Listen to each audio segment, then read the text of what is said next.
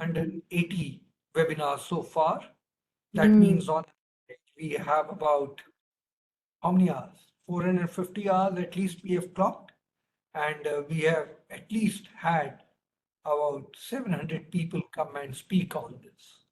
So I feel really honored and privileged to share that we have brought in people from the best minds across the world, from India and abroad. And we have brought in issues that have been very contemporary globally as well as domestically.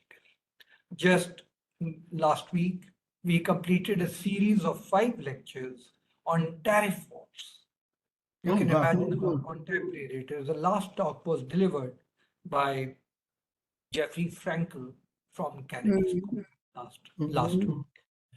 Next week again, and so on. This continuity continues. That we have Indian scholars staying abroad.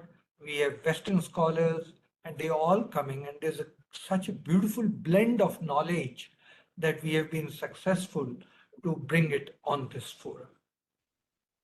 In India, we are very excited that we have brought out millions of people out of the poverty in just 11 years. World Bank reports indicate the same. Our own research within the country shows that we have done many, many things for nearly 50 years. Many elections have been fought and lost on Garibi Hatao, remove poverty. But in the last 11 years, I think we have done a great work. For various reasons. COVID came in, and we then brought in free rations, free medicines, free vaccines. We were very successful in doing. While the rest of the world was condemning us that our fiscal stimulation is too less, there'll be too many deaths, too much, very high mortality rate. None of that really actually translated on the ground reality, because we were able to put in very carefully drafted, very, very sequentially designed policies that we could successfully do this. We do what? Bring people out of poverty. So we take great pride in it. There's recently a report by the World Bank which also showed us that. Of course, the indicators of poverty have also been evolving. When I used to be in the university, $1.75 used to be the poverty line. The poverty line these days has narrowed, broad and broader. So they have different indicators now. We have the multiple indicator approach also towards poverty. But whatever yardstick you take, you realize that poverty in India is on the decline, sharply decline. To discuss this important issue, we have had series of webinars. But today, our webinar is very, very different. Today, we are going to be talking about psychology of poverty. And Professor Supreet, she has worked on it extensively. Professor Kakwani, my professor at University of New South Wales, Sydney, has worked on poverty and I think has contributed landmark contributions in the literature on poverty by Professor Kakwani. And we were very fortunate, both are on different time horizons. Professor Supreet is talking to us from Berkeley, 6 a.m. in the morning, and she agreed to come here. Professor Kakwani is speaking to us from Sydney, 11 p.m. in the night. So some of we who are thinking that we are in a way utilizing our Friday evening, please remember the two professors are also sacrificing a lot to be with us today. So I think it's worth the time that we are devoting to listening to them. I'll give a brief introduction to Professor Kakwani, hand over the session to him, then he introduces Professor Supreet and proceeds with the session. Professor Kakwani is appointed Distinguished Fellow of the Gulati Institute of Finance and Taxation in India. So he has, despite his being in Sydney for many years, in different parts of the world where he has been teaching, conducting research, he has always been looking extensively in India. He has been a visiting professor of economics in China at China Institute for Income Distribution at Beijing Normal University. He was professor of economics and head of the Department of Econometrics for 30 years at the University of New South Wales in Sydney, Australia, where I did my PhD and met him for the first time. He was chief economist and director of the UNDP International Policy Center for Inclusive Growth in Brazil from 2004 to 2006. Extensively published author and hardcore researcher and scholar that Professor Kakwani is. With this, let me hand over the session to Professor Kakwani to take the proceedings further. Professor. Oh, it is my great honor to chair this session of Professor Supreet Kaur. He will be speaking today from Berkeley, University of California, Berkeley, a top institute, one of the top institutes in the world. She has done PhD. She has studied at Harvard, and I don't know the full details of her, but her work is, she has done very significant work in the area of poverty, development economics, and labor markets. Actually, once I was in Brazil, as Charan Singh pointed out. There, the Brazil is very, very well known for high inequality. But when I was there during the next millennium, the inequality started decreasing very substantially. Gini index was about 60%, and it came down to about 50% in the matter of few years, matter of maybe 10 or 12 years. So that was an amazing experiment. And then I was very keen to know why inequality decreased so much in Brazil. And then I studied very deeply about it with Marcelo Neri, who was an economist there. So we found that the drop in inequality was not due to their social programs, they had a conditional cash transfer programs and so on. That was not the case. The main reason was the labor market. That the labor market was the reason, because what they did was that during that period, they reduced the minimum wages quite substantially, and they expanded education, helping the low-skilled people.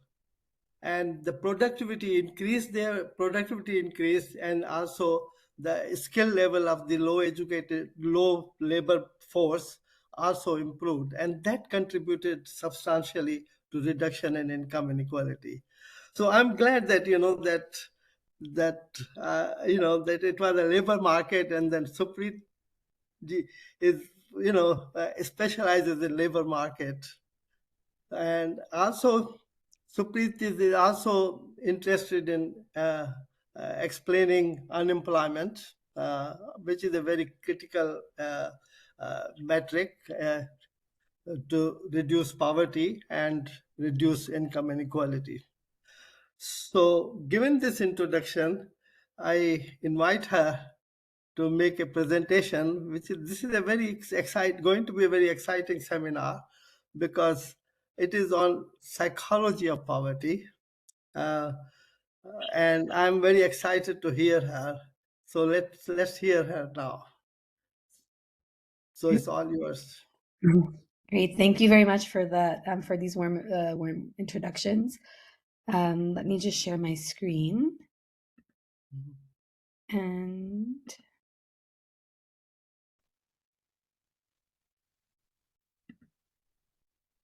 okay, so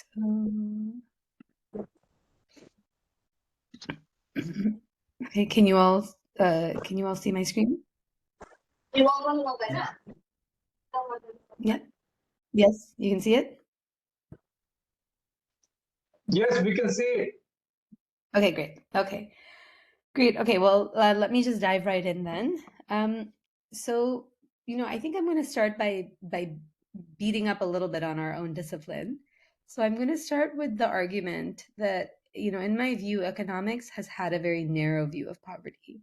So the way we define poverty in economics is simply having too little money to meet your basic needs, right? That is, in fact, how we define the poverty line is the line below which you do not have enough money to afford, housing or food or the basic staples. So poverty is defined as just not having enough for your basic needs. And because our definition of poverty as economists is not having enough money for basic needs, we view poverty as just a problem of too little money.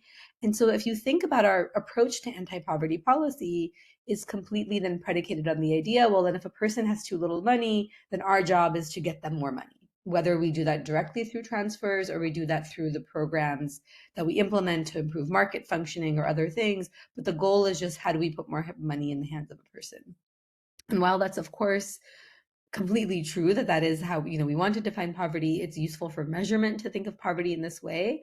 I think when we actually then think about how should we be designing policy, this idea or this conception of poverty misses a lot of what it actually means to be poor in terms of the lived experience of poverty.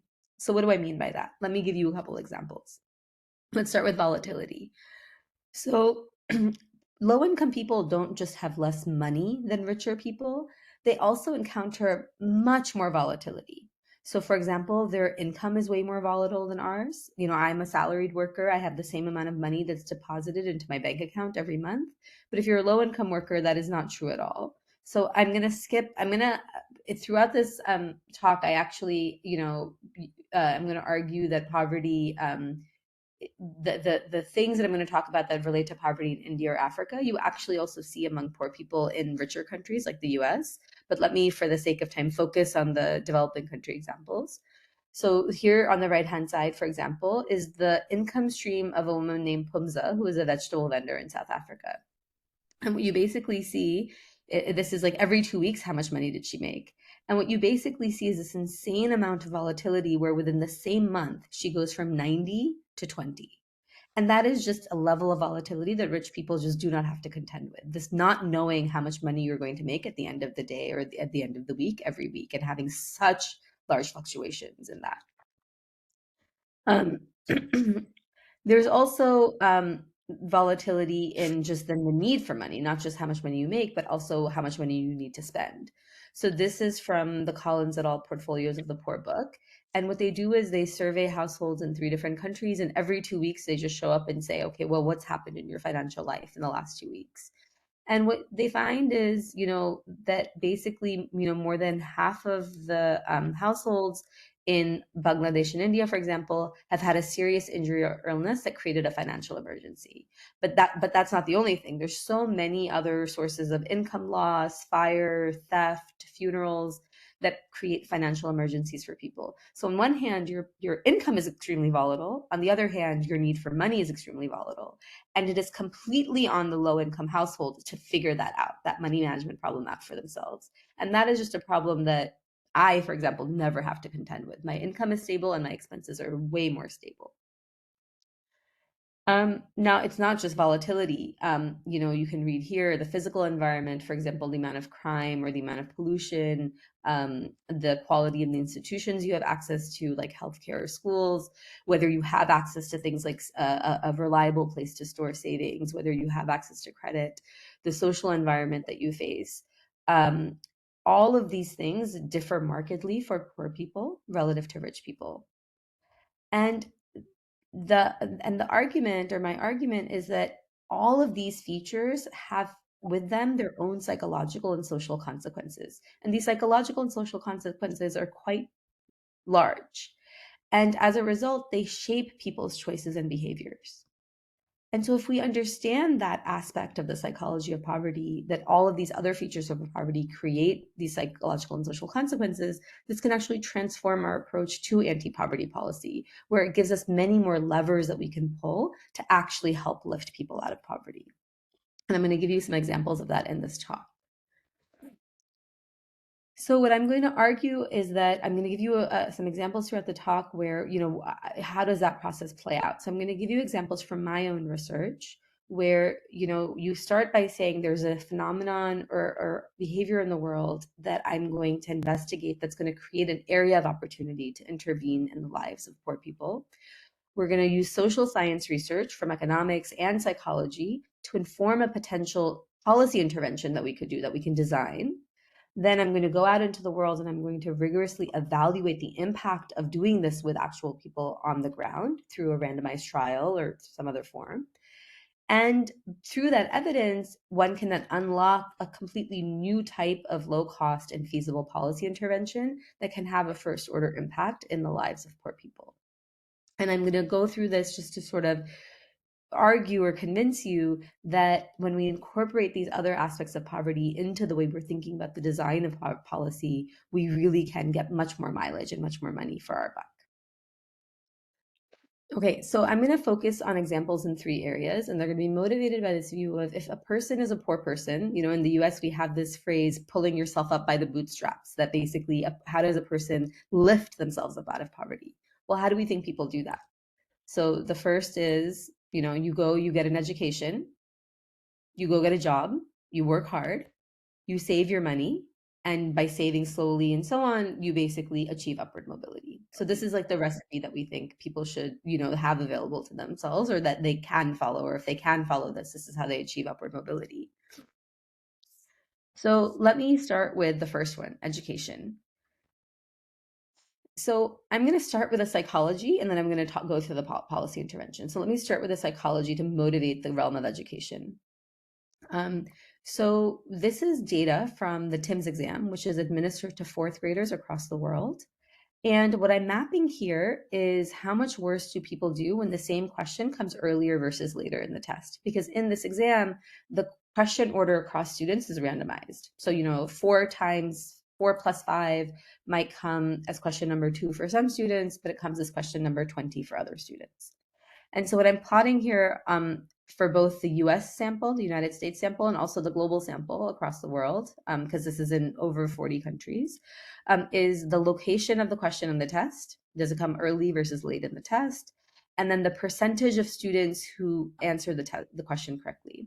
And what this is showing is that when the same exact question comes later in the test, students are more likely to get it wrong. And this is not a test where people are not finishing. You're given plenty of time to finish. So this really is people get the question wrong. So you see this decline in performance over time.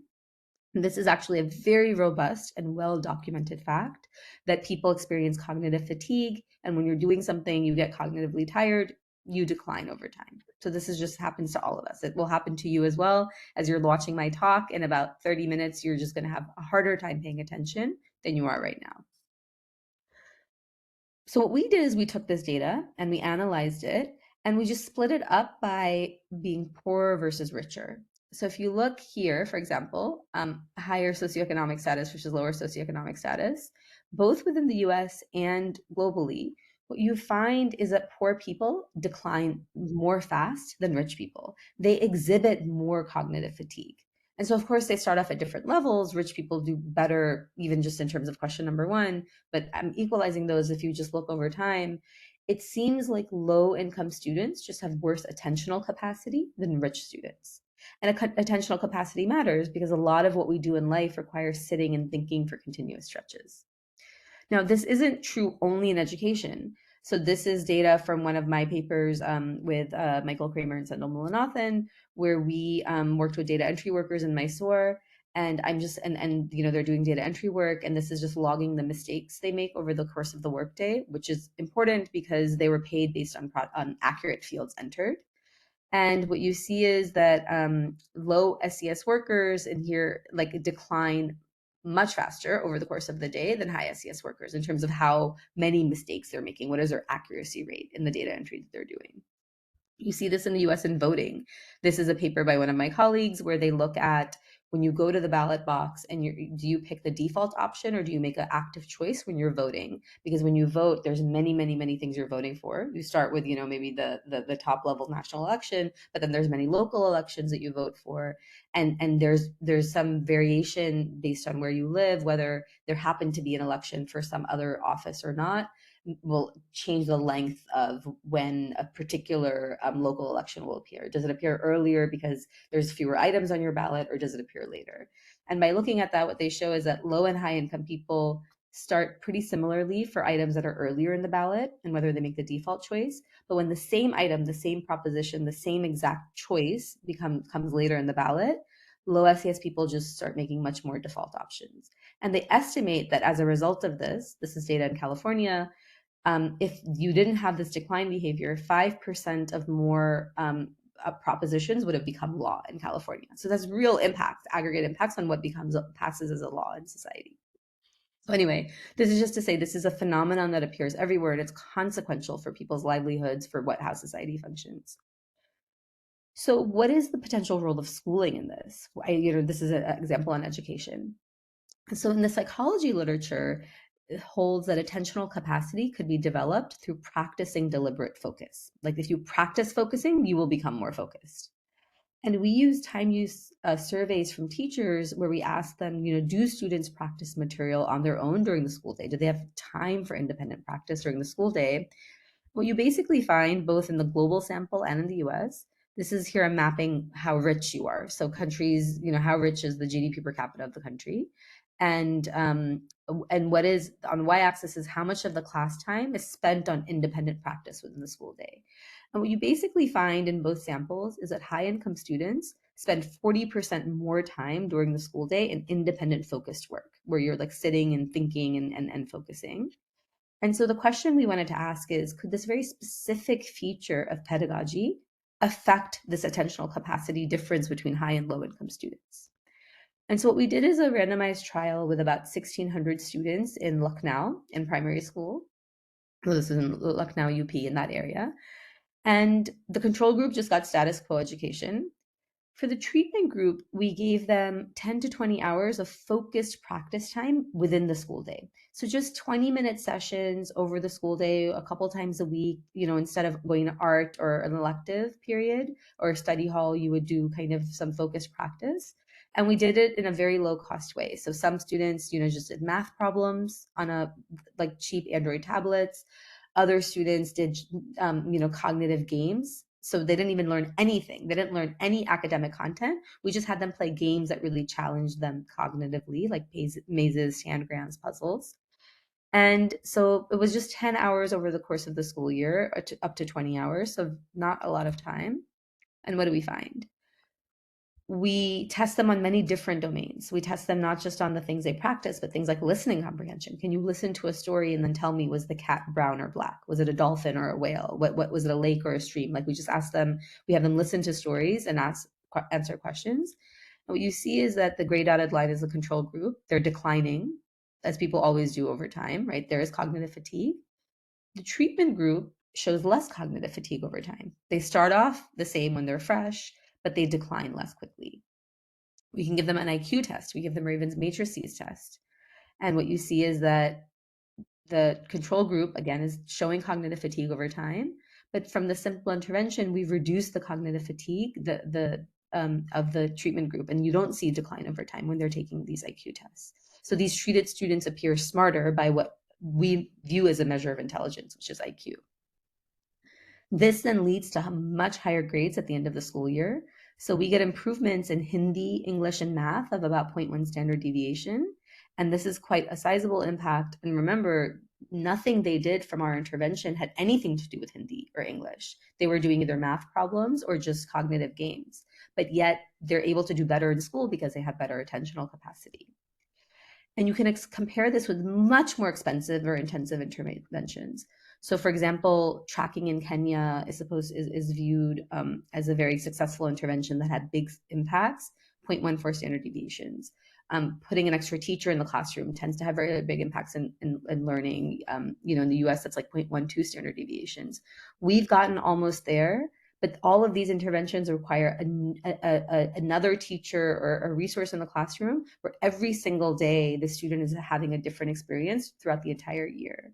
And so it's much more expensive. We just did something for 10 to 20 hours, 20-minute sessions during an elective without extra staff, and got almost just as much impact. So way more cost effective than some of these other things that you might do.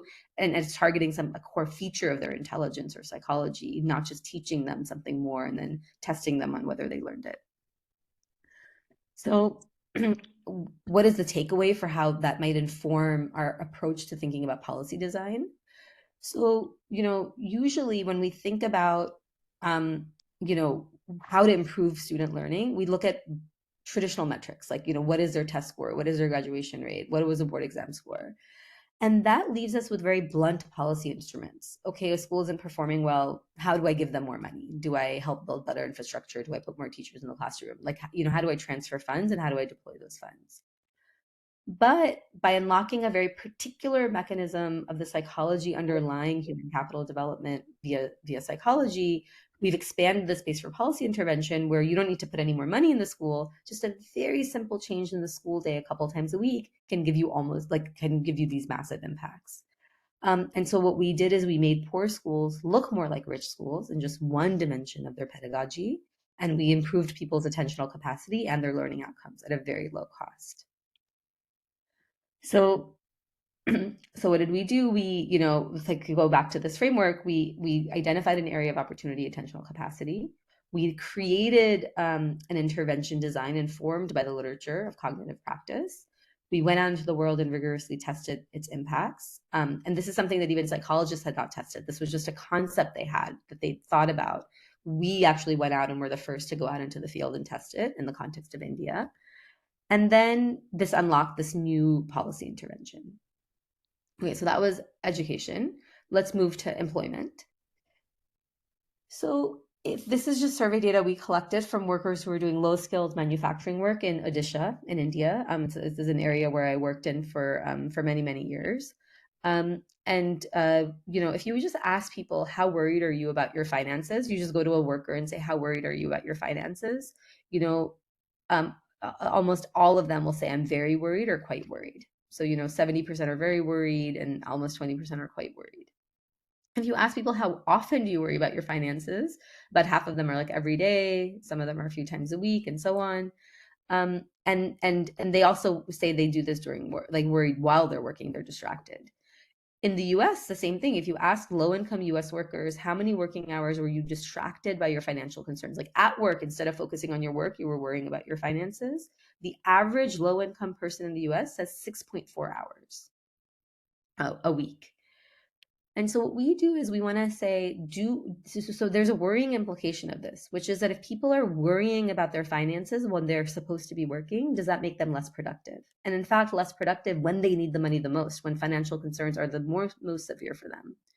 So we did a randomized trial with 400 workers in Odisha, where all of them, they had a short-term contractor, like right in these settings, workers work for these short-term stints. And then, so these guys had a short-term 2-week contract. They were paid by their contractors at the end.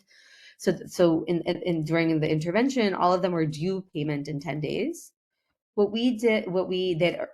worked for some days, they had some earnings accrued to them, but they were supposed to get all of their payment in a lump sum at the end of the period in 10 days. And so some of them, we paid however much they'd earned 4 days earlier versus waiting to pay all of it at the end.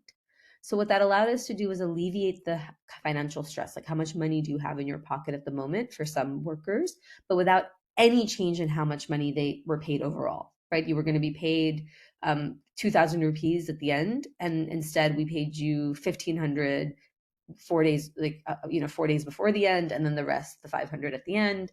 And then, so it's like no change in how much total you got, just you got some of your owed income a little earlier.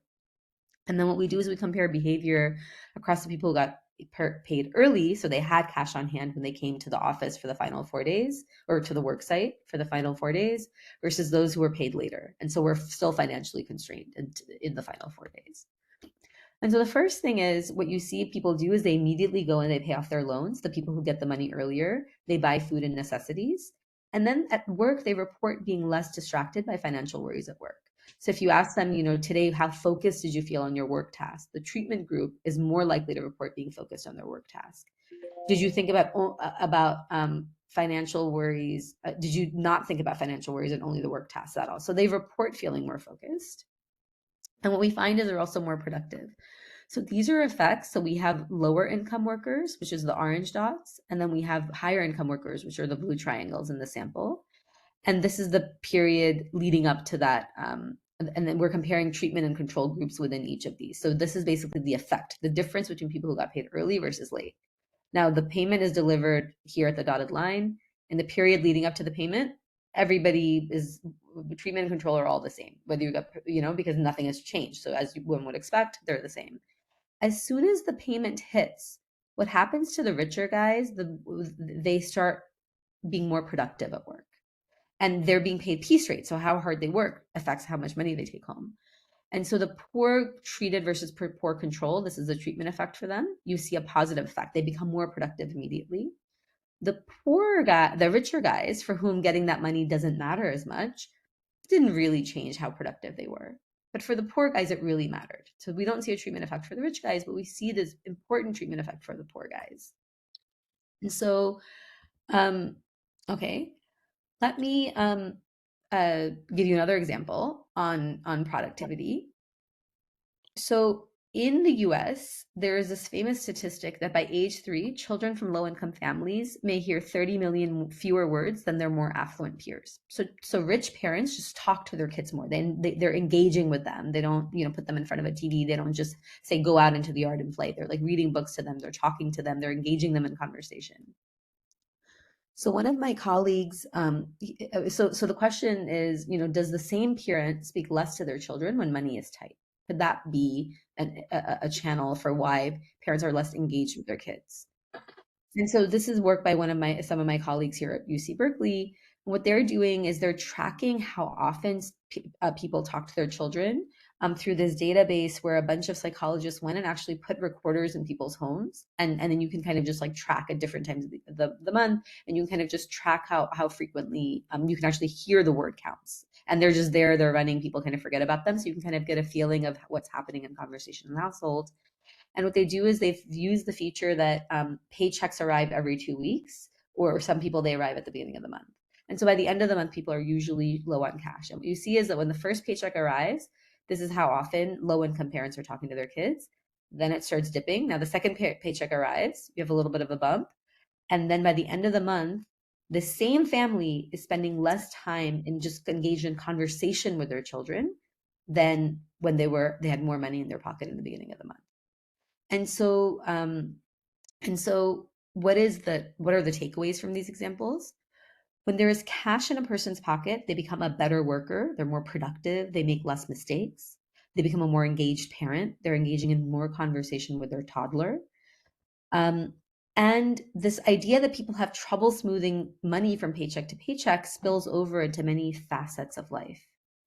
And so this sort of signals to us the really strong need for financial intermediation and innovation, because helping people smooth and think about how to move money from the richer periods to the poor periods, how to have savings buffers, is an investment in their productivity, not just something that's good to do for their welfare. And even in the US, 68% of Americans think that the products and services offered by their bank don't meet their needs. In developing countries, this is way worse. People, even if they have a formal bank that's walking distance from their village, don't want to bank in the formal bank. Hardly anybody, like now there's been a big push in formal banking over the last decade or so in India. But even still, people who are low, like the lowest income people, don't actually utilize formal banking. They don't feel comfortable with it. And so they just don't have financial products that meet them where they are. And this can have implications just even for how productive they are. Okay. So let me give you another example in the employment domain, and then I'll do savings and then I'll wrap up.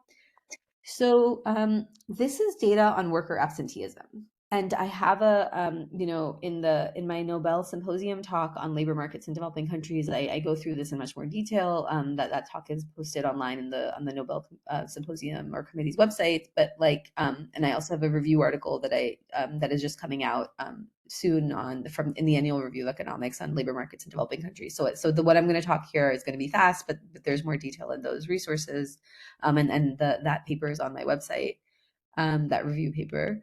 But basically, this is the absenteeism rate that factories face in different countries, Cote d'Ivoire, Tanzania, and India. So let's focus on the India example. The line on the top is how many workers are on the books at the factory. How many, if they had perfect attendance, how many workers would show up? And this is data from the largest garment exporter in India. This is 60 factories and over 1 lakh workers. And so the red line is how many workers are on the books, that if you had 100% attendance, how many would show up? The blue line is how many actually show up on a given day. And you can just see the sheer amount of volatility these factories are dealing with. And these are just like the best run factories, garment factories in India. And even for them, it is very hard to manage a production line when you don't know if your attendance level is going to be this much or this much on a given day. And that just makes it hard to think about management and the garment lines you're going to set up. The mean absenteeism rate in India is 15%. If you don't have penalties, like you get fired if you're absent too often, which is true here. In Cote d'Ivoire, these factories, you don't get fired if you're absent, too often. The mean absenteeism rate is 40%. And I found that in work that I have as well, where it was 37% in Cote d'Ivoire. So absenteeism is a big problem in factories and formal jobs. It's also interestingly a problem if you think about labor stands in Chennai. So this is work that I did in labor stands in Chennai. And if you ask workers, how often do you intend to come to the labor stand?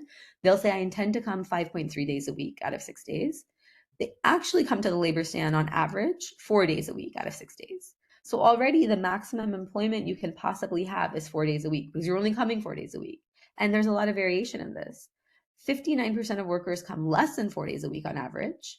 And almost 80% are less than 5 days a week on average. And some workers are only coming 2 days a week, 3 days a week. Over a week.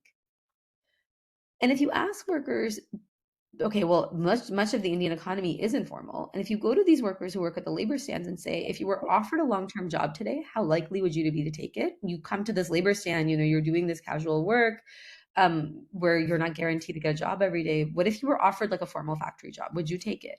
And only 33% say, yeah, I want that kind of job. Sign me up for it. Most of them say, no, thank you. I don't want a formal, stable factory job. I want my casual employment. And while, there's one of the reasons is that on a daily basis, you earn more per day doing casual work, even though over the month, formal workers, factory workers do earn more.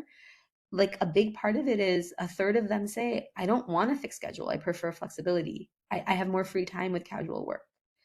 And this is, true in a lot of settings where we're seeing where actually and development economists thought, this is the ticket.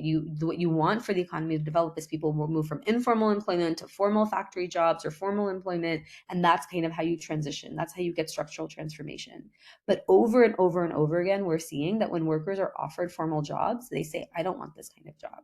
I want to stay the way I am, in an informal job. And so then how does one achieve structural transformation if on the supply side workers are not wanting these jobs? If they take these jobs, they're absent a lot of the time. That makes it hard for firms to be productive. So to give you one more example of that, we surveyed about 167 recruiters in this Chennai context that go to labor stands. They hire from them daily. The typical recruiter visits stands 5 days a week, and most people are hired for like a single day. So if you ask these recruiters, suppose you hired a worker on a 10-day contract, how many days do you think that worker would be absent? The average they predict is 27% of the time, and the median is 20% of the days. So they just expect an insanely high level of absenteeism. And as a result, they hire 30 to 40% more workers than they need for a given job to ensure enough people are showing up to the construction site. These are all mostly construction contractors. And so this is, of course, quite costly because some days a lot of people might show up, some days not enough might show up. And so this 30 to 40% is like an average to get you through, but you've hired these people, you're paying for them. So just the amount of impact on profits and so on is large, which then affects how much you're able to pay people and how quickly industries grow. So how should we understand this? And what can we do about this?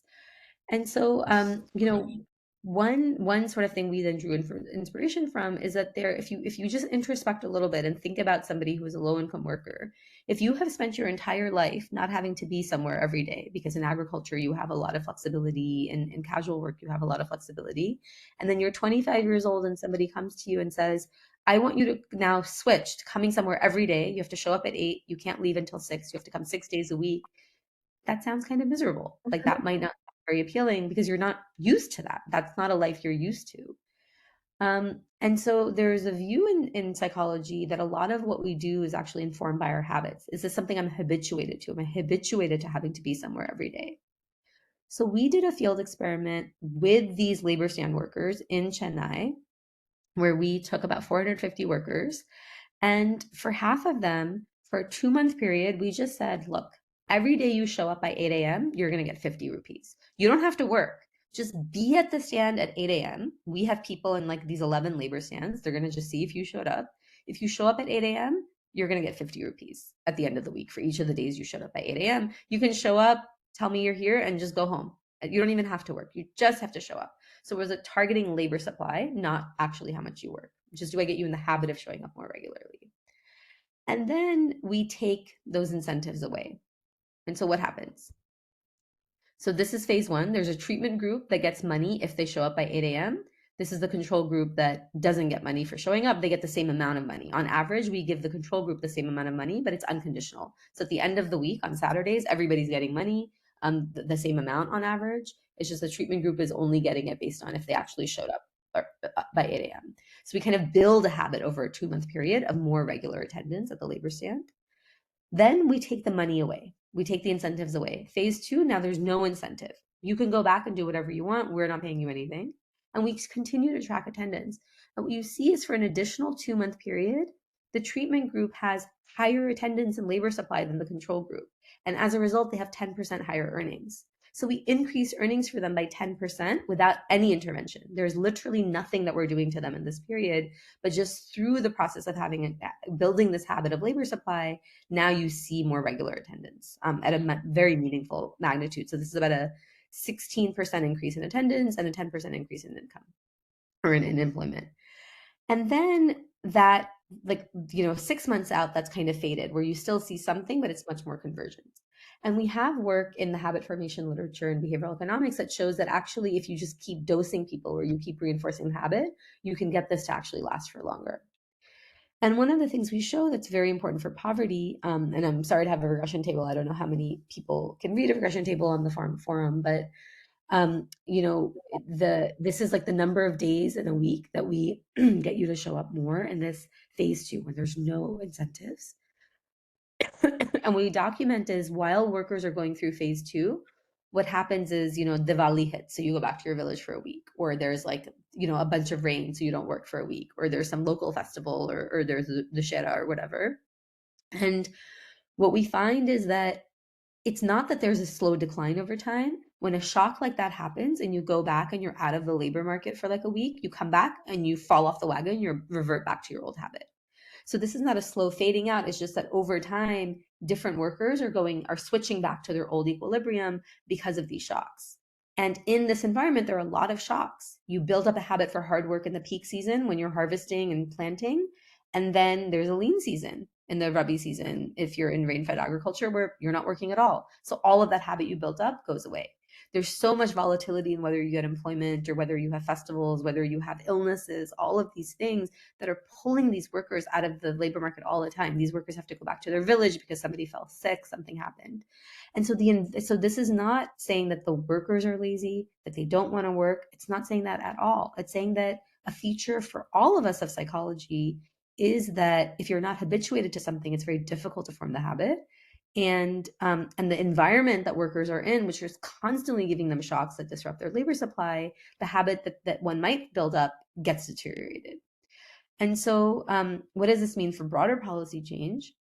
There's a view in, that if you think about what enabled in the Industrial Revolution in Europe, what enabled the transition to kind of a more informal system to the factory system, one of the things that played a big role was the introduction of schooling. And because schooling habituated people to having to be somewhere every day and showing up regularly. And if you actually look in the data, so Kevin Donovan has a very nice paper in the Quarterly Journal of Economics where they take data from 40 countries and they look at many facts about the labor market. And one of the things they document is that if you look in developing countries at this transition to many more workers work in factories now than they did 20 years ago, and if you actually look at who is doing that, it's not existing workers who are switching from informal work to factory work. That's almost all explained by new entrants into the labor market. So it's these workers who are getting secondary schooling, who've benefited from the expansion of schooling. They're the ones who are choosing to go do factory jobs, even though you don't need a high school degree to do a factory job for many factory jobs. It's just that they're in the habit of being somewhere more regularly.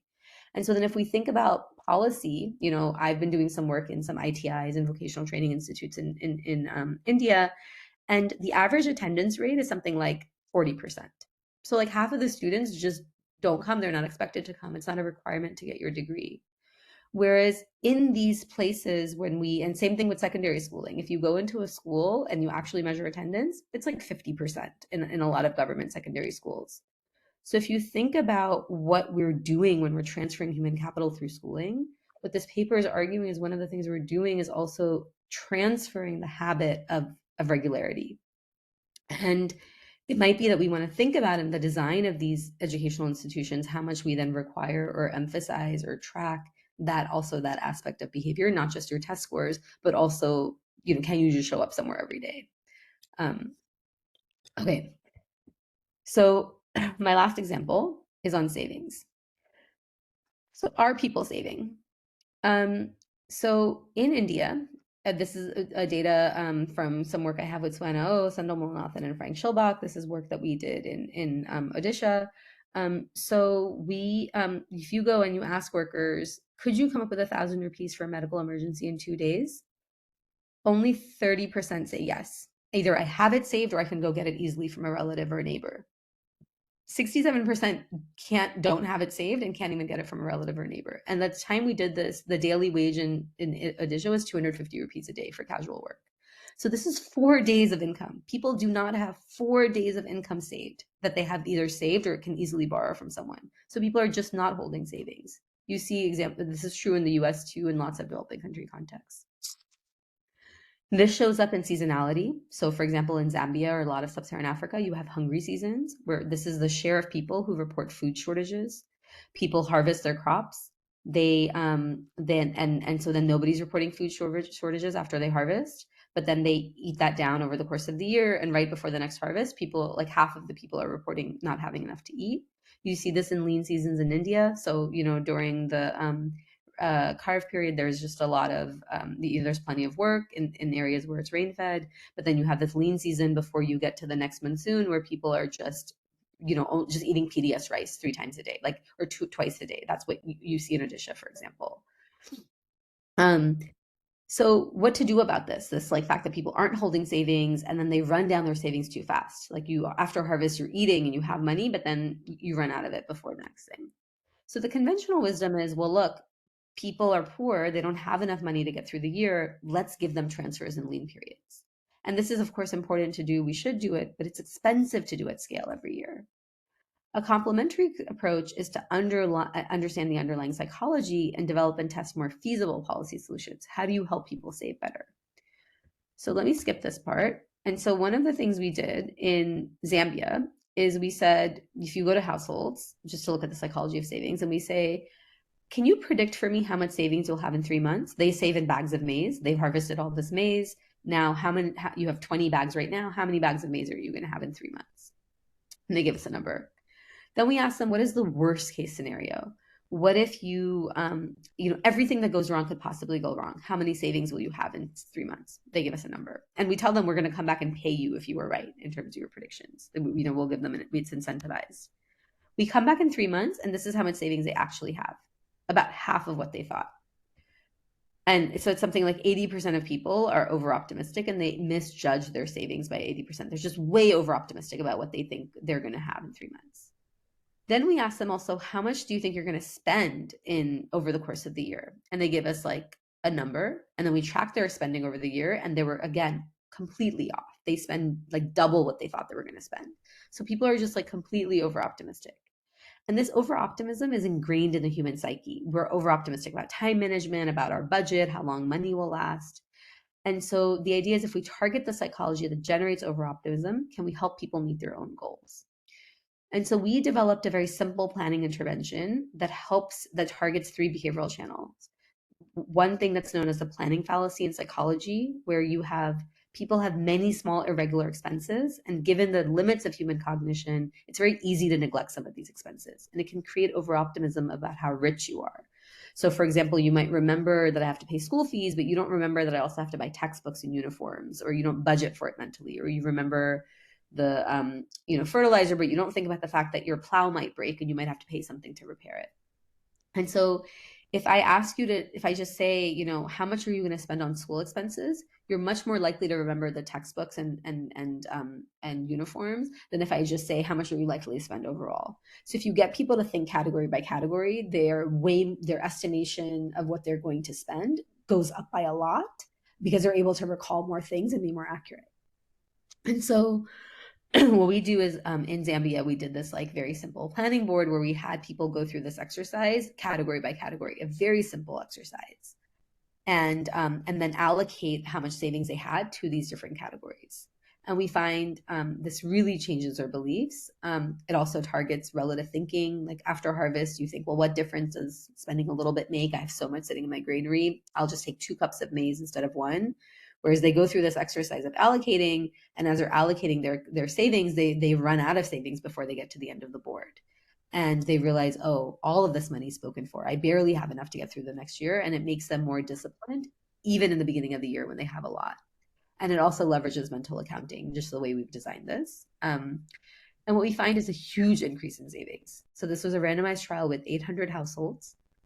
We just do this very simple intervention. You just have a conversation with somebody for 40 minutes using this budget board, and we come back 2 months later, and the treatment group has 15% higher savings than the control group. And so this is 2 months after doing the intervention. This is weekly spending. So the treatment group is spending a lot less than the control group right after harvest, when people have a lot of money. We've made them more cautious and holding on to more of their savings. And they're not cutting down necessities like food. They're cutting down discretionary expenses, festivals and feasts and so on.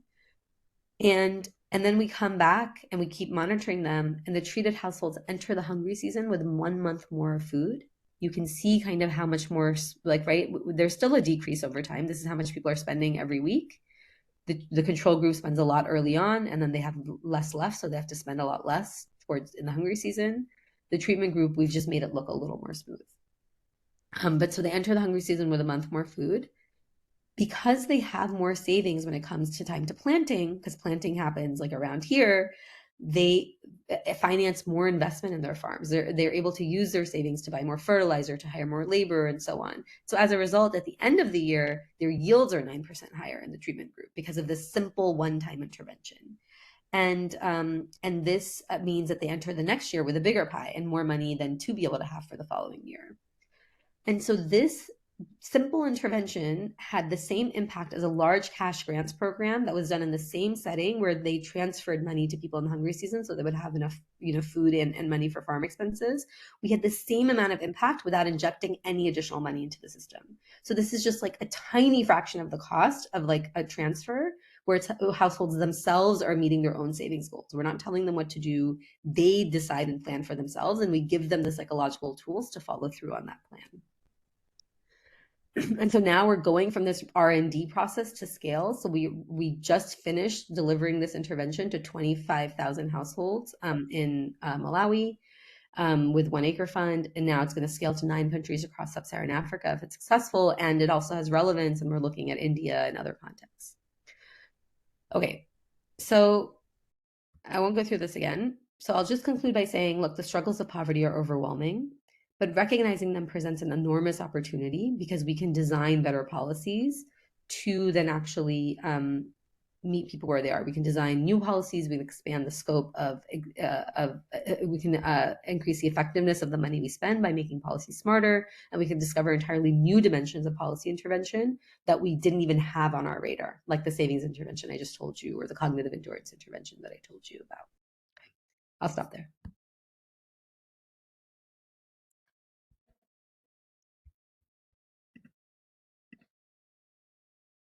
Okay. Thanks. Thanks very much for making such an excellent presentation.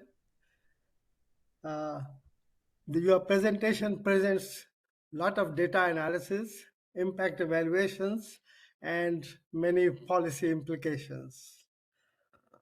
The main message emerging from your presentation is that poverty contributes to psychological sufferings, resulting in severe capability failures among the people, particularly among children. Now, the literature on poverty has not paid much attention to such deprivations, psychological deprivation. To enhance some further discussion on the topic, I want to raise one question. That your focus is on measuring the impact of poverty or unstable incomes on psychological problems people suffer. But rich can people also suffer very serious, severe psychological problems. For instance, the Musk, that Elon Musk is the richest man on the planet. Also, he suffers from psychological problems, the way he behaving, and he takes a lot of drugs. So, Yep. so in America, being the richest country in the world, but there can be many psychological problems. And maybe that some of the psychological problems may be more severe among rich than among the poor, because the poor are busy earning money, their livelihood. So so their problems may not be as severe as the rich people who don't have to earn the livelihood. So can you comment on that how America can tackle this problem of psychological poverty? Yeah. So I think you're right. I mean, I think that's what makes this an important topic, where where like psychology is something that affects all of us. Mental health affects all of us. The one thing I will say is, I will say two things. One is, even though, for example, take mental health challenges like depression, Elon Musk suffers from these. Anyone can suffer from those. But yet, if you look at the data, low income people are way more likely to suffer from depression than high income people. It's just in the fact, like in the empirical, right? And in some sense, what are we doing? Of course, like every individual is unique and has their own challenges and has their own behaviors. What are we doing from as economists, from a policy perspective? We're dealing in aggregates and averages. How do we implement a policy that helps the most people, that targets the biggest need, and so on? And it is the case that poor people just have more mental health problems than rich people, because poverty itself is stressful. When you don't know where food is going to come from, when you don't know if you'll be able to afford school for your kids, when you don't know how you're going to be able to marry your daughter off, these things create enormous stress. And as a result of that enormous stress, low income people are more likely to suffer depression than rich people. And we know that depression is very debilitating. It affects your ability to function, to be productive, to do lots of things. So I think that even though these things affect a lot of people, they do affect poor people more. And then these other things that I talked about, like, are also just, like, take volatility. If you don't know if this week I'm going to make 90 or 20, like that vegetable vendor Pumza in South Africa, how do you, like, that's so stressful because school fees are due, or you have to be able to pay for rent, you have to be able to buy food, but you don't know if you're going to make 90 or 20 this week. So then where will the money come from? And that creates anxiety and it creates stress. So the idea is that poverty itself has psychological consequences. And so while poor and rich people can suffer psychological consequences, there are extra burdens for the poor. And those extra burdens for the poor are consequential for their behavior. So that's kind of the argument.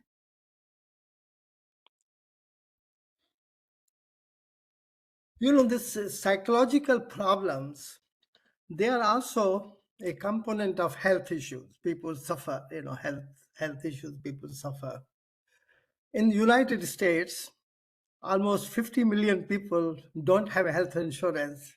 And when they Mm-hmm. fall sick, when they have a psychological problems, they cannot get counseling.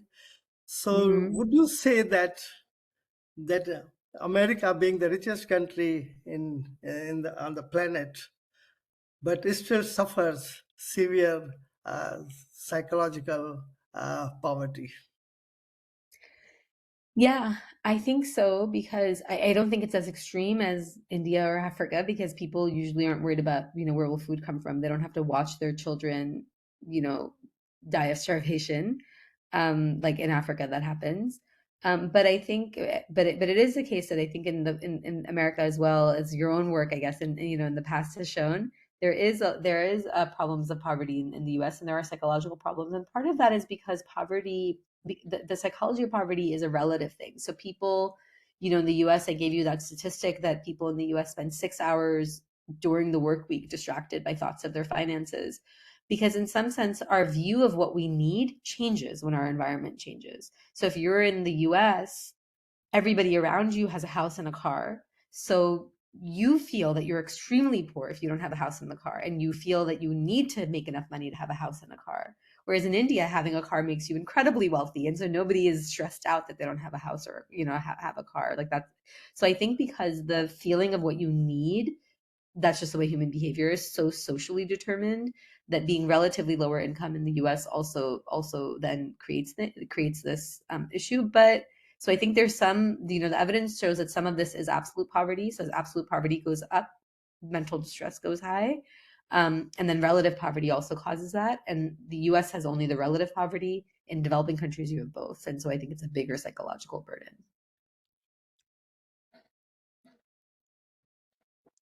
Okay, there might be many other questions from the other audiences. Uh, Hello. Are there more questions coming from? Yeah. Are we Can I allowed speak? to ask question directly to the speaker? Of course, you are allowed to ask questions. Okay, Okay. hello. So I have a few comments or questions. I have heard about Professor Kakwani's research, and I've read some of Supreet's research. It's wonderful to see you here. So there is this income smoothing issue. So I think incomes in US are smooth more than India because they get paid bi-weekly, and I don't know what is the history of that, but or the logic behind it. But that seems to be one easy way to smooth incomes. That is one. Second, this cognitive fatigue and focus practice. Have you seen any research on meditation? Because I saw somewhere or read somewhere that meditation does pretty much the same thing. It helps you improve focus. And third is, can we teach more of these life skills in school? Because a good place and an easy place to teach some of these things to children, and they grow up with these skills rather than teach them as adults. Yeah. So I agree with you on the second one. So on the second one, I agree with you. I think that meditation can achieve similar things. Now there is actually a randomized trial happening within schools in India and the South. I forget exactly which state it's in, where the government has introduced meditation sessions in the morning, kind of every day in school. And I have some colleagues who are, development economists who are evaluating this for impact. So, some schools have gotten it, others haven't, and they're actually looking at what is the impact on students. But I think that's exactly the kind of creative policies that one can then come up with when one thinks of this aspect of poverty, right? And that's like a very low cost thing that one could do. And I think that could help. That could have a lot of benefits. But so we'll see based on what they find from their evaluation and what actually comes out of it. Um, and I think what's also important is that a lot of this work is very evidence based, right? Like we are saying, okay, we have this idea, we think it should work, but now I'm going to go test it. I'm going to make sure it works before we argue for policy change. On the first one, on the weekly salaries, I think that would be really helpful for us, but that requires a formal job, right? That requires a job where you are working every day and or for the same employer, and then they can pay you as a salaried worker. And that's just not the way the economy is structured in India or in developing countries. And in fact, my paper on habit formation in these Chennai labor stands, when we ask the contractors or the employers, which are mostly construction firms, why do you hire on a daily basis? Like literally you're operating across the entire year, but yet every day they go to the labor stand and pick up some workers and take them. But they could just hire 20 workers and have them come every day to their construction site. But they use the daily thing. And one of the things they say is, well, you couldn't rely on the same person to show up every day. And there's no way for us to do that. And if attendance was more regular, they would actually be happy to switch to that, because then they can invest in training. They can actually teach workers more skills because they know they'll keep coming back. And so I think these things interact with each other, that the habit formation angle makes it less likely that workers can be regular, which makes it less likely that employers are willing to offer long-term contracts. Can I ask now? Like I was supposed to ask, and then Tyagiji came in. And anyways, can I ask now? Is it my turn? Yes, please. Yeah. Hi, Supreet. Wonderful presentation. I also have a little bit of interest in working poverty, and when this came up, this presentation with the title "The Psychology of Poverty," I was quite interested in it. So, it's somewhere quotation by Rohini Pandey, ma'am.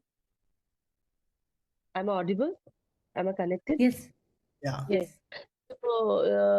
So poverty is basically it's lost potential. When I see poor people of poverty, it's basically it's lost potential. Quoting as such. Okay. So when you put a psychology of that thing, you spoke about that. The poor people will have more stress about financial stress, especially like how to acquire the next meal, like that. So, on the contrary, there is an opposite view that like the poor people are so stressed about securing and managing their finances for their day-to-day square meals that they don't have this, space to think about having this psychology or inbuilding this psychology of how to evade poverty or all that thing. So, what do you think about this thing, like the contrasting view that you are presented over? Yeah, I mean, look, in my experience, I think there is true that if you even go, I'll even an example of this paper in Odisha, where we worked with these low skilled manufacturing workers, and we gave them cash, and then we saw they become more productive. Those workers, if you just go and talk to them and say, what are you worried about your future? It's true. Like an answer you might get is, I just need to be focused on today. I need to work today because I can only think about what I'm going to get today. But how, who can think about tomorrow? Like you get answers like that. And I think that because you get answers like that, people think, well, oh, they're only thinking about today. They don't think about the future. So why are you saying they're stressed about the future? But those same workers that in the first conversation will give you an answer like that, you probe below the surface. That's what we did. We worked with those workers, right? These are workers who are, the low skilled, low skilled kind of daily wage workers. And those same exact workers, though, when you actually ask them, how worried are you about your finances? This is the graph, like they say 70% of them are saying very worried, and another almost 20% are saying quite worried. So and as you say, how often do you worry? It's like, every day you worry. It's like ask them, what did you think about at work today while they were working and doing their work? At the end of the day, we prompt them at all. What did you think about at work today? Half of them, without any prompting, said, I was thinking about my finances. I was worried about how I was going to make ends meet. So I think that even though they can appear myopic through their behavior, they might say, well, look, I'm focused on today. That's true. They need to be focused on today because they have to make sure they have food today. But they actually themselves report an intense amount of anxiety and stress if you just poke a little below the surface. So my experience and my view is that they're actually extremely anxious and extremely stressed. I have a question, if I may, regarding the ethics of your randomized control trials. When you carry out a randomized control trial and you do not and you find at the end of it that it's successful, what do you feel about the control group which has not benefited from that? Because you're dealing with them in real time. It might be in a statistical paper, and the end of it, it could be just a number. But these are people who sometimes some of these tests go on for months, and some of them even for years in education. And do you feel that you have a moral right to deprive them, or are you not worried about those concerns? So I think that these concerns are really important in the way that one designs randomized trials.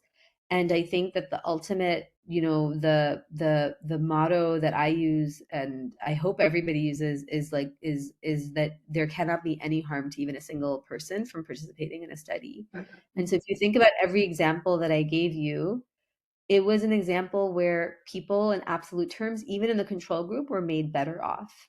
So, for example, this paper that I was just talking about, where people were given cash early versus later, these were people that we hired in the lean season in Odisha and gave all of them jobs that they otherwise would not have had. So, in the lean season, so if you go But in like February, March, April, but the extent of benefit varies. So you're the going to extent. give one group less benefit and others more. So in And that paper, we took people who otherwise would have gotten 2 days of work in this 12-day period because there's just such little employment. And all of them, 100% of them, had the opportunity to go and work indoors, not in the sun, be treated well. They were given food while they were at the work site to work in, learning a new skill. So they also were taught a new skill, which they then could go. They were learning how to make, paper bags, agarbatti sticks, like these kinds of things, which then they could keep going and doing. And in fact, we found that some of them did continue. So in an absolute term, if you asked any of them, did you benefit or were you happy to participate in the study? It was like winning the lottery for them. They got 2 weeks of stable employment and skills training and food and all of these things. And the only difference was they were paid for that and they were paid at the end. The only difference was some of them were paid 4 days earlier.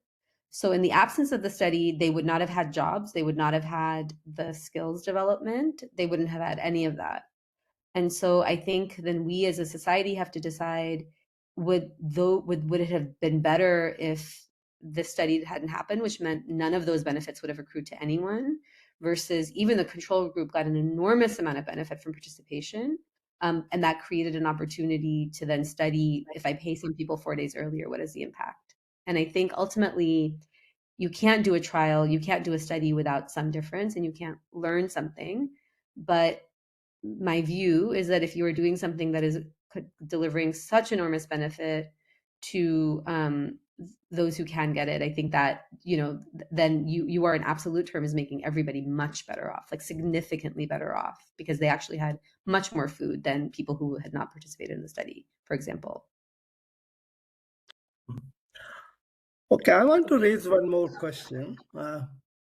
In my view, people in all walks of life, sometime or the other, they have a psychological disorder.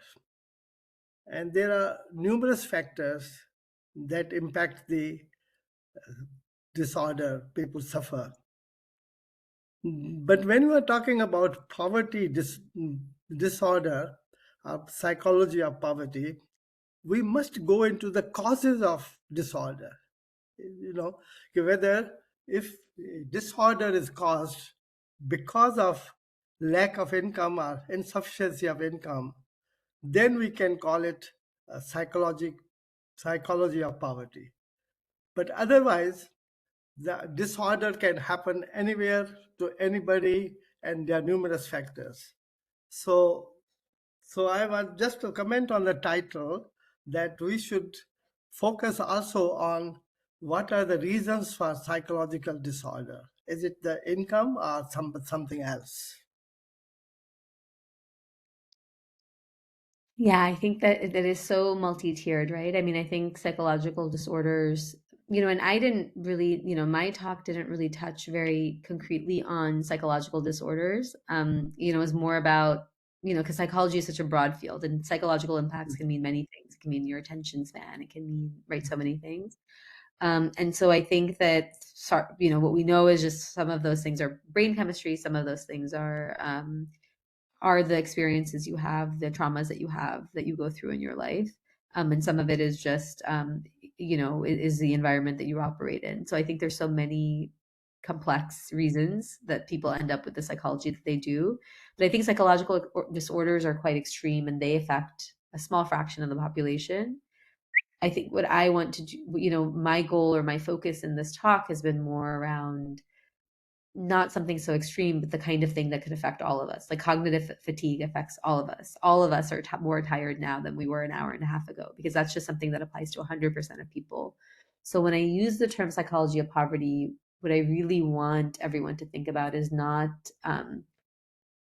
disorders, but more what does the research in psychology tell us about human behavior, which is widely applicable. Can I interrupt one more time regarding this thing? Like, having a conversation with one of my colleagues, she was like willing to. She comes from a very small town, and she was willing to go abroad or for higher studies like PG or something, or some other better institutes in better posh metros like JNU in Delhi or IGI in Mumbai. But since her parents belong to this the informal economy, she couldn't afford to move there, even though she was a brilliant student at that time. So that mental block also covers the definition of being, psychological poverty, or is that a mental block that my colleague or friend had? Yeah, thank you for asking. I mean, I would view that as more neoclassical and not psychology based. I mean, this was just a world where, because her family lacked the money to afford school and maybe didn't have access to credit, where she couldn't say, well, look, I know I'm going to earn more in the future. Can I get a loan against my future income to go and attend this better university? And she wasn't able to. And look, I'm an economist, not a psychologist in terms of my primary training and designation. And I do believe that all of the traditional things we study, credit market failures, all of these like very core things, missing markets, the quality of institutions, all of these things, of course, matter enormously for the experience of poverty. And I would not ever want to say that, oh, it's just the psychology and not the other things. And I think this actually is a great example, I think, of those other more traditional factors that make it harder to climb out of poverty. I think my argument is just that, but that gives us one set of tools. We can greatly expand those tools and make our policies more cost effective if we also incorporate the psychology of poverty.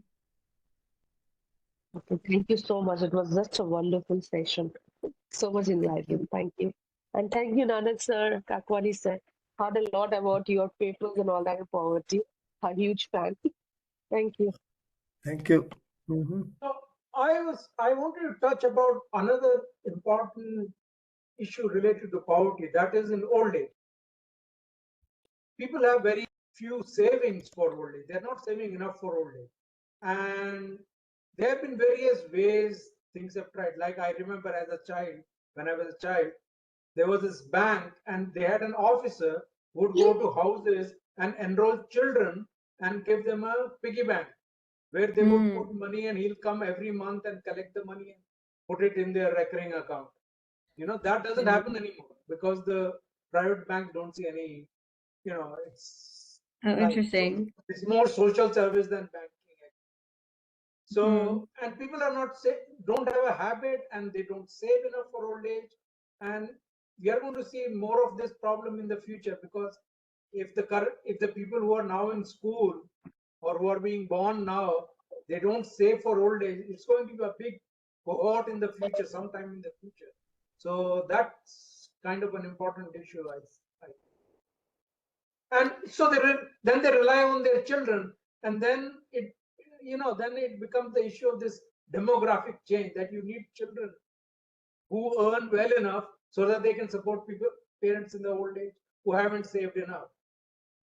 That's right. That's right. And with, social changes and how nuclear families versus extended families, all of these things are going to become really, difficult in India, like I think in the coming generation. So I 100% agree with the importance of this. I personally view savings as this incredibly important challenge that we should, and even if we think of, how does an economy grow? What determines steady state growth levels? And like think of a solo model or something, it's your savings rate. So like boosting savings rates, I think is very important. And I think that there is just a lot of scope for policy innovation and design to actually boost those rates. My work is showing this, but I think there's just so much more scope to do that. And so I agree with you. I think we're not doing enough on this, and this is an important policy challenge that we need to tackle, and we need to be experimenting. Indian mutual funds allow you to invest as much as little as 100 rupees. But a lot of people who can do that don't do that. Yeah. And how do we make that easy? I mean, in the US, one of the biggest success stories of savings is, they wanted people to save for retirement. And so they're called 401k accounts, your retirement account in the US. And when someone gets a job, they would ask people, okay, how much do you want to put in? And people wouldn't be saving enough. And there was just all these schemes where even government or firms would say, for every dollar you put in, I will match 50 cents and put into your retirement account. Just like really expensive ways to try to get people to save. And the thing that had way more impact than that was just a default effect. So now when you just get a job in the US, you're just defaulted until like X% of your savings goes into a retirement account of your paycheck. Every paycheck, it just goes into your retirement account, and you can change that percentage. So we don't take choice away from people. You can actively go and say, I don't want it to be 5%. I want it to be 7% or 2%, like, or 0%. Like, you can change it, but there's just a default, and it just defaults you in. And as a result, that has had way more impact in how much people are saving for retirement than any of these other costly things, like actually matching dollar for dollar how much people are putting in and so on. And so it just tells us that, like, these very small tricks, you can call them tricks, but I would call them things that psychology would predict, should matter, can really help with even these really high stakes things. And there's many examples like this of things people have been able to do to improve savings rates. And I think we need to incorporate those and say, well, how do we incorporate them within the Indian context so that people can start saving and have a mechanism to save?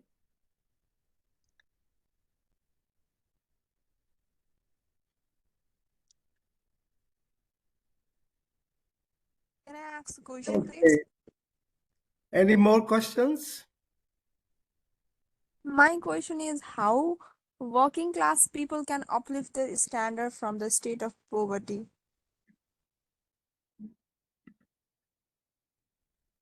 Yeah, I mean, I think that it's difficult, of course, and many things are not in their control. But I think it comes back to education, employment, and savings. I think those are still the recipe that we have, right? Like, of course, we as policymakers need to worry about the environment people are in. How do we improve the quality of schooling? How do we improve the functioning of markets? Like, all of these things that are so important for poverty reduction. How do we have better skills training and so on? But I think from the perspective of a person, they have to take their environment as given, right? They can't change the school their kid goes to. The government school in the village is just what it is. But all they can do is make sure their kid goes. And so I think that I do believe that the education, employment, savings and health, and investing in kind of in your own human capital is the things available to people. It's just a matter of, can we make that a bit easier for them? Because just it's hard for a human being to climb that mountain on their own. And so what can we do from a policy perspective that makes climbing that mountain a little bit easier?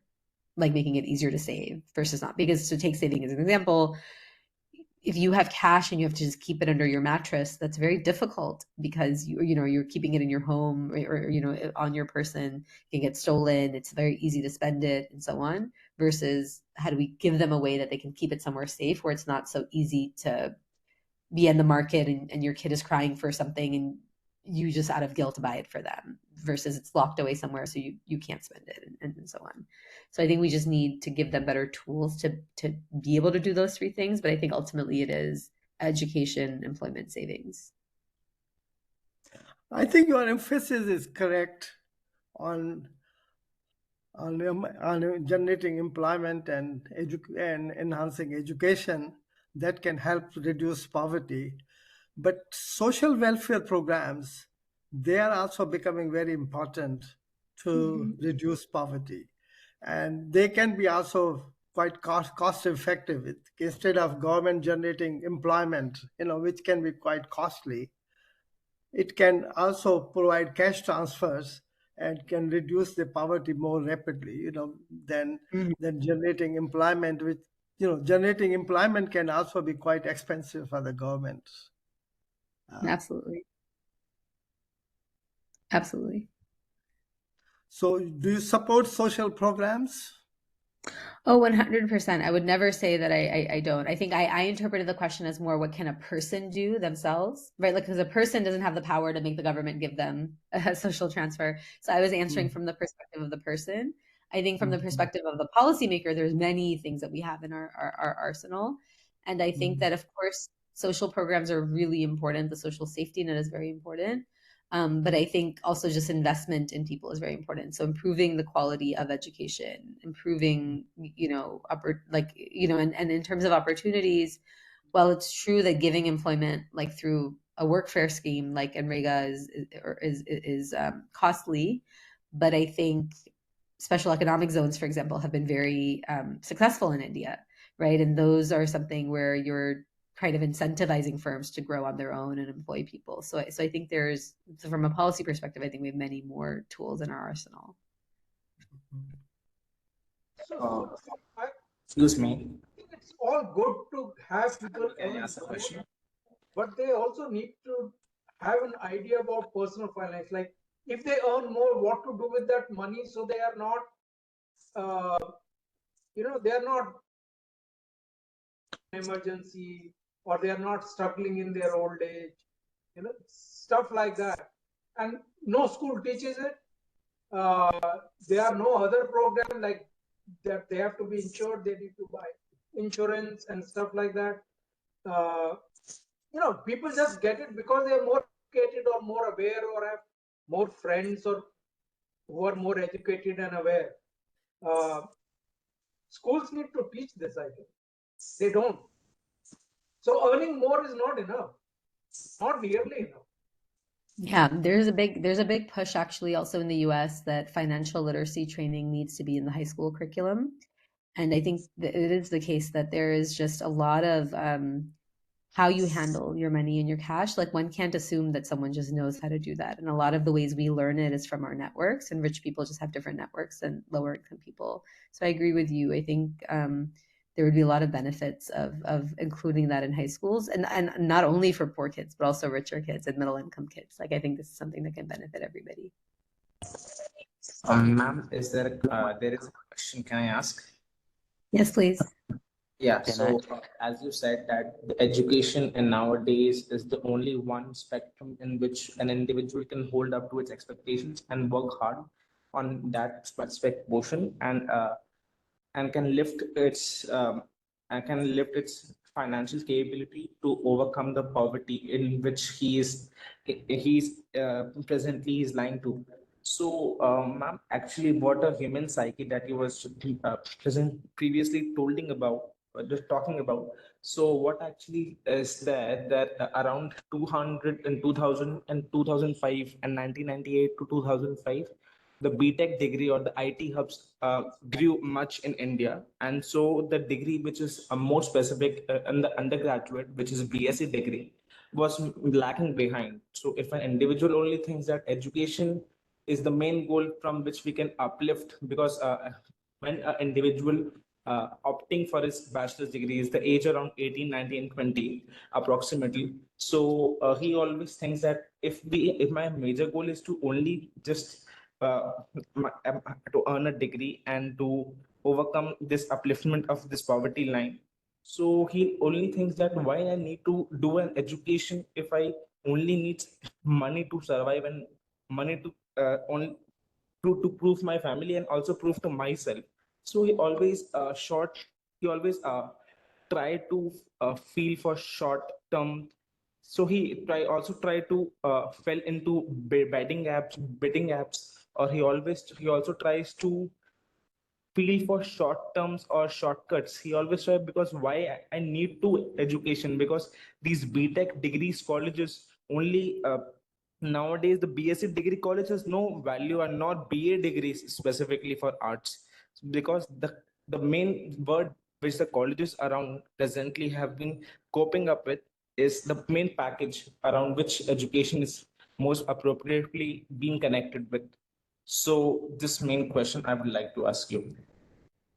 And so the question is, is the question why, or like how do we, like, so like what would the question be? Like what is the No, my question was that the why USA as a country has grew far and far than India in a major course of scene, and why China has it's created a major global scene for the technological purpose and education and also sports purpose, because half of more than half of the Olympic gold medals have been won by the USA women, and there in the top 100 universities, none of the top 100 universities belong to India, and oh I see. almost more than half of the USA universities belong to USA or the around the globe, because they prioritize the education not according to the placement they get. For most, the placement is almost important criteria, but not the main criteria, because the scientific acumen which they have been lacking in certainly in India country. So the student always thinks that if I need to only earn money, which is the main priority, then why only attend bachelor's degree? Then why just do a shortcut degree, or just always find a shortcut in the age around 20 to 22, so he can maximize his profit rather than only attending education, because their parents also do the same. That's my I question. see. I think to be honest, I mean, I think to be fair, I think also students in the U.S. I teach students in the U.S.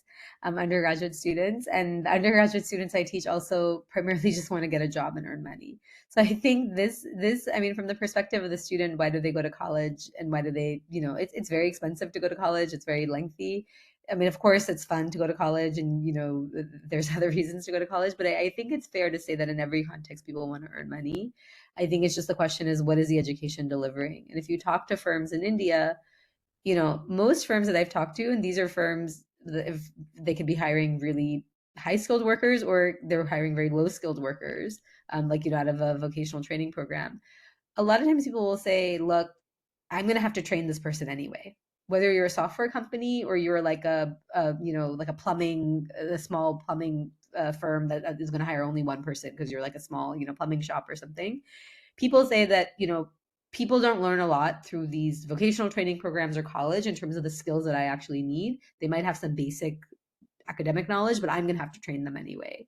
And when vocational training is very successful, or when other degrees are very successful, is when firms feel like they've actually learned skills that are going to help them improve. So I do think there's a lot of scope for just thinking about, are we actually delivering like things that help? And so, for example, in vocational training, what determines placement rates? A lot of it is also, did the student have a chance to link up with a firm, get an internship, and so on. So I think it's really is what happens when you're in school, and what is the quality of that. And I just think both in the US, but especially in India, there is just a lot of room for growth. But that is what it means to grow, right? Like as like India delivers much better education than other places I've worked in, other countries I've worked in, like in Africa and so on. So I think that this is just a part of the trajectory of development. But I do think there's just a lot of scope for not just the quantity, but also like what is being taught in the institutions where people are. Thank you, ma'am. Thank you. Thank you for the question. So I think, shall we wrap it up now? And Sir, can I ask one question, sir? Can I? Short question, Yes, sir. Yes, sir. not very long. Yeah, very sure, sir. Thank you, sir. Thank you so much, sir. Good evening to all the dignitaries here, madam.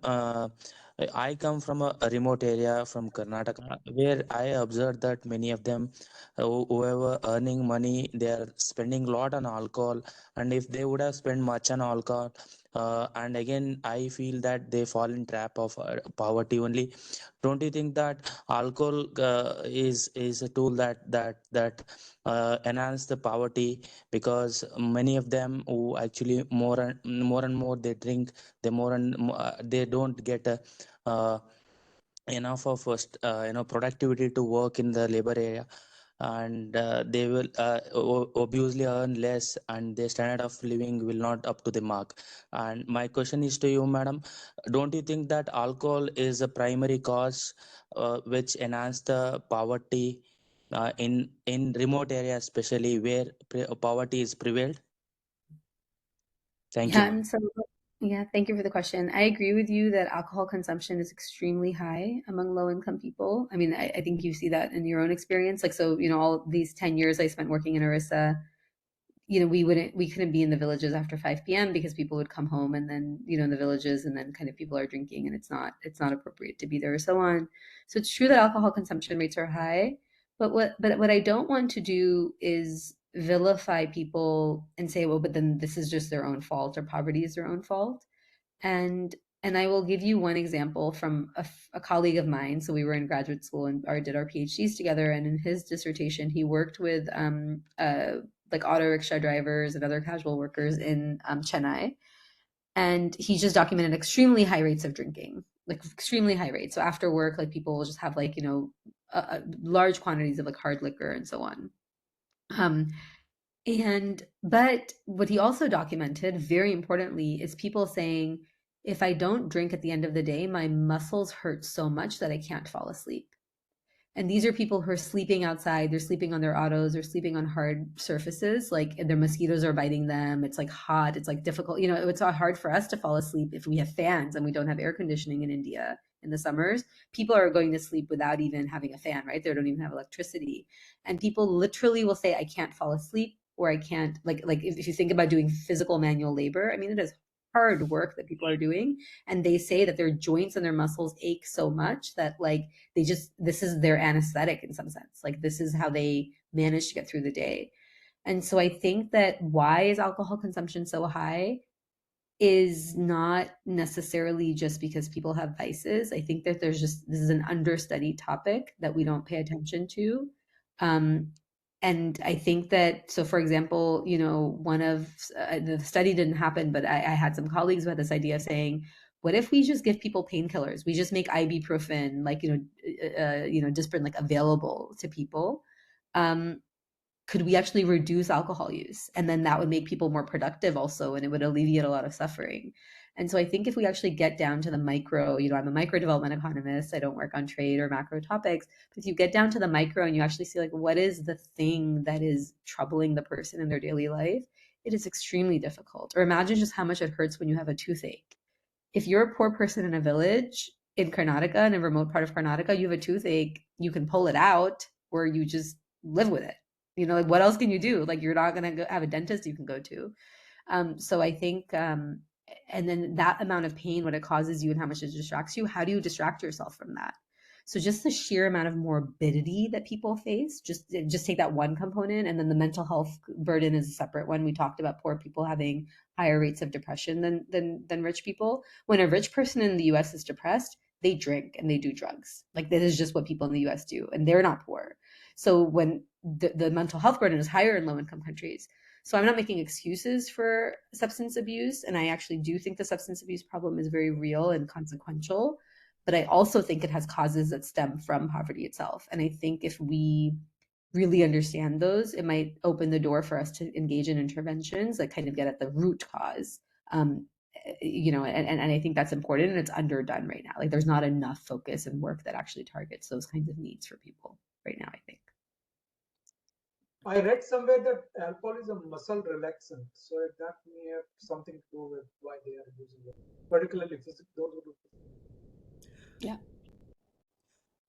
So I think time to thank Supreet for a very wonderful presentation and very enjoyable. Thank you very much. Thank you all very much for coming. I thank Okay, Professor Charan Kakwani. Singh ji. Yeah, I must thank Professor Kakwani. It is past midnight in Sydney, and I know that this is too late for him. I also must thank Professor Supreet.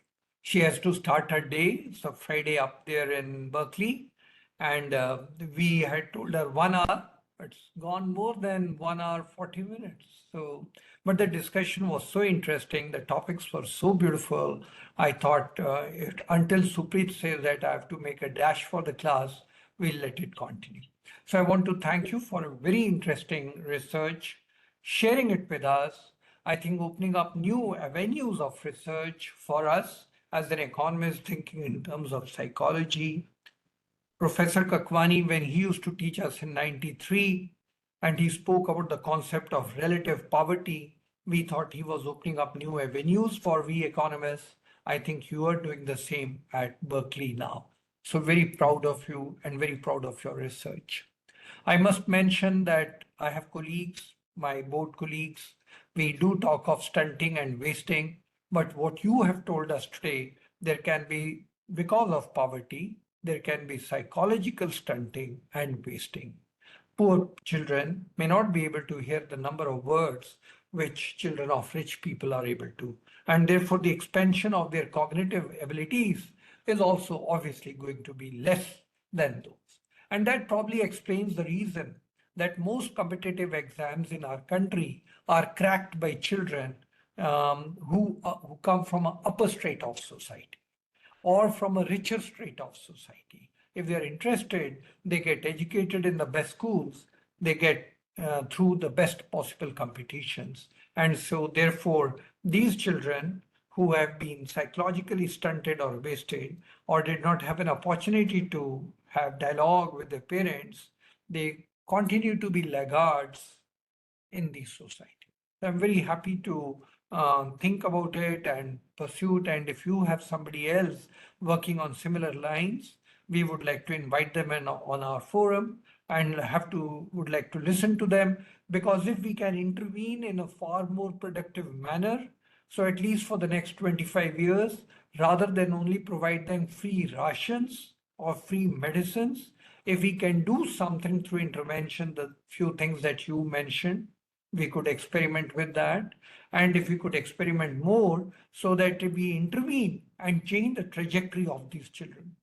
Professor Supreet, you are right. I belong to a defense family where liquor consumption is very high. But you know that in our country, our Mahabharata and Ramayana describe the best possible war scenarios.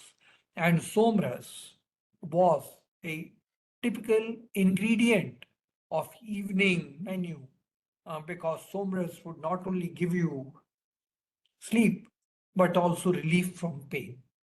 And therefore gods would permit that even after the war. What you have told us today, that these workers, and I've seen many of them, and many of them have told me that, and I can tell you a personal episode where when I used to question that taking alcohol is unethical, they asked me a simple question: is taking Compose, a sleep-inducing tablet, ethical? So if a Compose does the job for someone else and a peg of liquor does it for me, how come the Compose consumer is ethical and I am unethical, right? And these are discussions that take place in defense area all the time, because defense officers and jawans, the way they're made to work, and it's not easy to go and fight and shoot a person. It's not easy. And I don't know how many pegs are needed to drown that guilt, if ever there has been an error. So therefore, just casting an aspiration on somebody needs to be reviewed, and a much deeper analysis is required in forming judgment. So I think those are best left to God. Whether this person did this right or wrong, he knows the complete, he or she, whatever God is, knows the complete scenario.